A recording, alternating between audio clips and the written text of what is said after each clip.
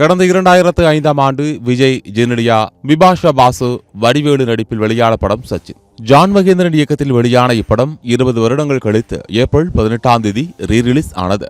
படத்தில் இடம்பெறும் கியூட் மூமெண்ட்களை ரசிகர்கள் சமூக வலைதளங்களில் பகிர்ந்து வைப் செய்து வருகின்றனர்.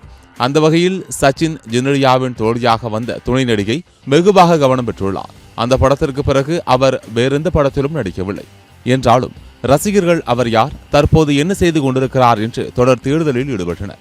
அவர்களின் முயற்சிக்கு தற்போது பலன் கிடைத்துள்ளது. அந்த துணை நடிகையின் பெயர் ரஷ்மி. தொழில் முனைவோரான இவர் வெளிநாட்டில் கணவர், குழந்தைகளுடன் வசித்து வருகிறார். ரசிகர்களின் திடீர் அன்பினால் திக்குமுக்காடி போன ரஷ்மி இது குறித்து வீடியோ வெளியிட்டிருக்கிறார்.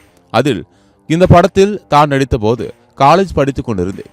20 வருடங்கள் கழித்து ரசிகர்களால் கொண்டாடப்படுவதில் மகிழ்ச்சி. என்னுடைய காட்சிகளை எடிட் செய்து தனி வீடியோவாக வெளியிட்டு விட்டீர்கள். உங்கள் அனைவரது அன்பிற்கும் நன்றி என்று நெகிழ்ந்து போயிருக்கிறார்.